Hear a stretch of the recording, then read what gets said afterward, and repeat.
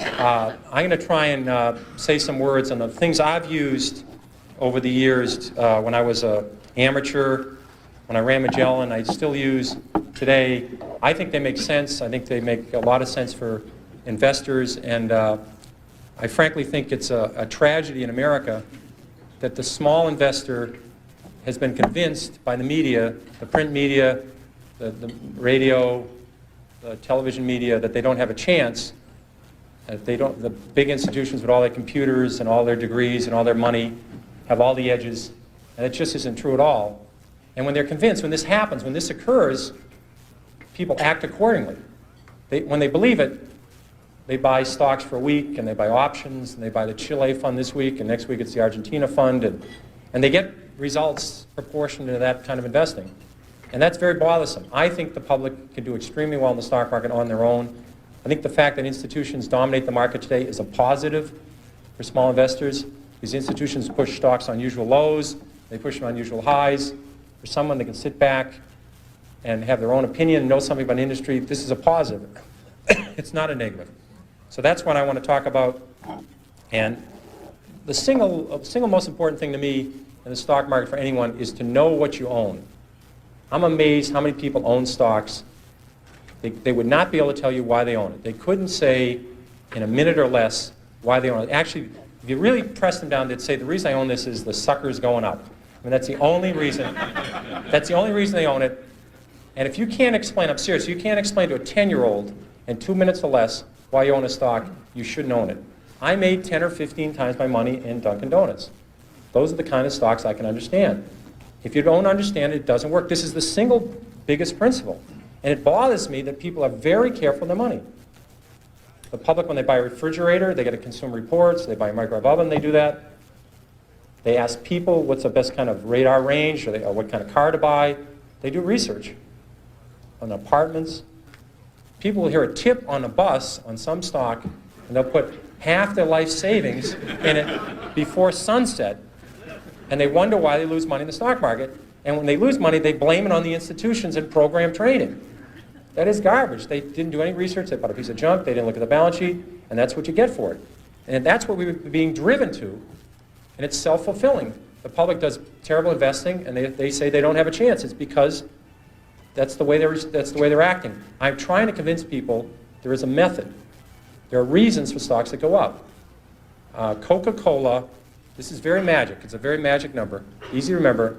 Coca-Cola is earning 30 times per share what they did 32 years ago. The stock has gone up 30-fold. Bethlehem Steel is earning less than they did 30 years ago. The stock is half its price of 30 years ago. Stocks are not lottery tickets. There's a company behind every stock. If a company does well, the stock does well. It's not that complicated. People get too carried away. And first of all, they try and predict the stock market. That is a total waste of time. No one can predict the stock market. They try to predict interest rates. I mean, if anybody would predict interest rates right 3 times in a row, they'd be a billionaire. Considering there's not that many billionaires on the planet, it's very, I had logic, so I had a syllogism and studied these when I was at Boston College. There can't be that many people who can predict interest rates because there'd be lots of billionaires. And no one can predict the economy.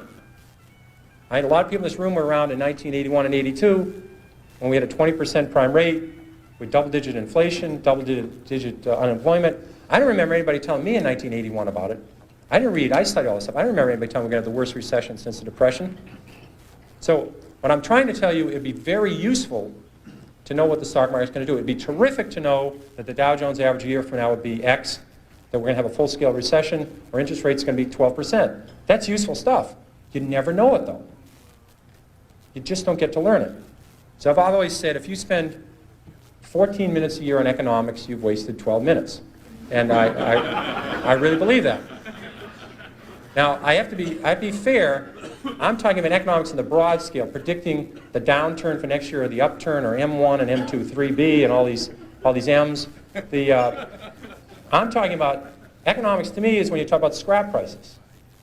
When I own auto stocks, I want to know what's happening to used car prices. When used car prices are going up, it's a very good indicator. When I own hotel stocks, I want to know what hotel occupancies. When I own chemical stocks, I want to know what's happening to the price of ethylene. These are facts.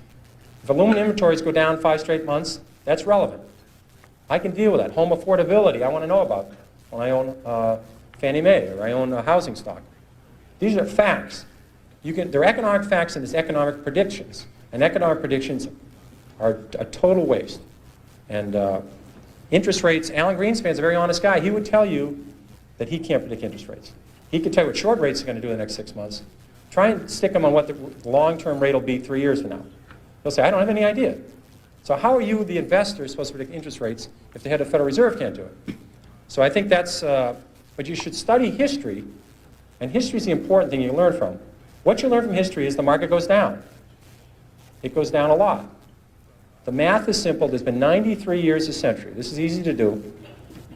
The market's had 50 declines of 10% or more. So 50 declines in 93 years. About once every 2 years, the market falls 10%. We call that a correction. That means, that's a euphemism for losing a lot of money rapidly. But we call it a correction. And so 50 declines in 93 years, about once every 2 years, the market falls 10%. Of those 50 declines, 15 have been 25% or more. That's known as a bear market. We've had 15 declines in 93 years. So every 6 years, the market's going to have a 25% decline. That's all you need to know. You need to know the market's going to go down sometime. If you're not ready for that, you shouldn't own stocks. And it's good when it happens. If you like a stock at 14 and it goes to 6, that's great. You understand the company, you look at the balance sheet and they're doing fine, and you're hoping to get to 22 with it. 14 to 22 is terrific. 6 to 22 is exceptional. So you take advantage of these declines. They're going to happen. No one knows when they're going to happen. It would be very, people tell you about it after the fact that they predicted it, but they predicted it 53 times. And so you can take advantage of the volatility in the market if you understand what you own. So I think that's the key to element. Another key element is that you have plenty of time. People are in an unbelievable rush to buy a stock. I'll give you an example of a well-known company. Walmart went public in October of 1970. 1970 went public. Already had a great record. It had 15 years performance, great balance sheet. You could have waited 10 years saying you're a very conservative investor, you're not sure this Walmart can make it. You want to check, you see them operate in small towns, you're afraid they can only make it in 7 or 8 states, you want to wait till they go to more states. You keep waiting. You could have bought Walmart 10 years after they went public and made 35 times your money.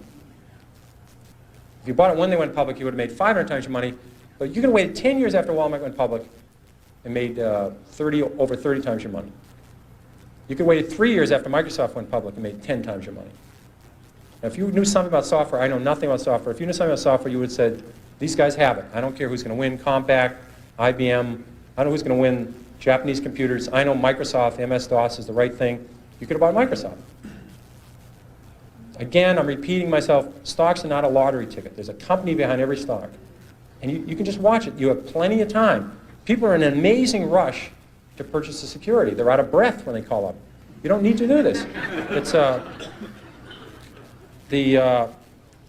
you need an edge to make money too. People have incredible edges and they throw them away. So you only need a few stocks in your lifetime. They're in your industry. I think of people, if you'd worked in the auto industry, let's say you're an auto dealer the last 10 years, you would have seen Chrysler come up in the minivan. You've seen, if you're a Buick dealer, a Toyota dealer, Honda dealer, you would have seen the Chrysler dealership packed with people. You could have made 10 times your money on Chrysler a year after the minivan came out. Ford introduced the Taurus Sable, the most successful line of cars in the last 20 years. Ford went up 7-fold on the Taurus Sable. So if you're a car dealer, you only need to buy a few stocks every decade. When your lifetime's over, you don't need a lot of 5-baggers to make a lot of money starting with $10,000 or $5,000. So in your own industry, you're going to see a lot of stocks, and that's what bothers me.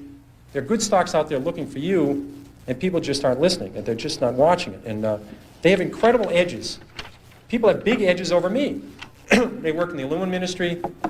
I see aluminum industries coming down, inventories coming down 6 straight months. They see demand improving. In America today, you know, it's hard to get an EPA permit for a bowling alley, never mind an aluminum smelter. So you know when aluminum gets tight, you just can't build 7 aluminum smelters. So when you see this coming, you can say, wait a second, I can make some money. When an industry goes from terrible to mediocre, the stock goes north. When it goes from mediocre to good, the stock goes north. And it goes from good to terrific, the stock goes north. There's lots of ways to make money in your own industry. You can be a supplier in the industry. You can be a customer. This thing happens in the paper industry. It happens in the steel industry. It doesn't happen every week. But if you're in some field, you'll see a turn. You'll see something in the publishing industry. These things come along, and it's just mind-boggling. People throw it away. One of the things I find, a couple of rules I want to throw out that I find useful, excuse me, is a lot of times people buy on the basis the stock has gone down this much.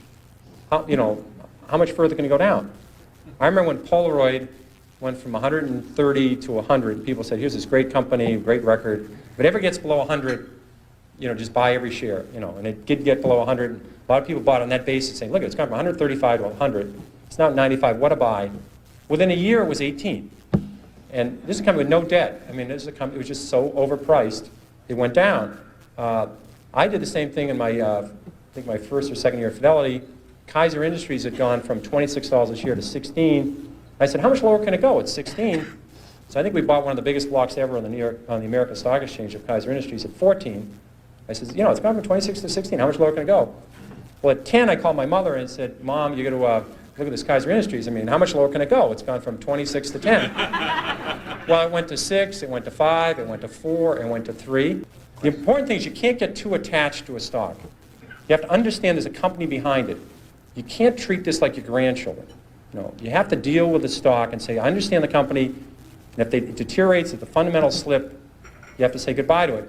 If one rule you want to remember is the stock does not know you own it. This is a breakthrough.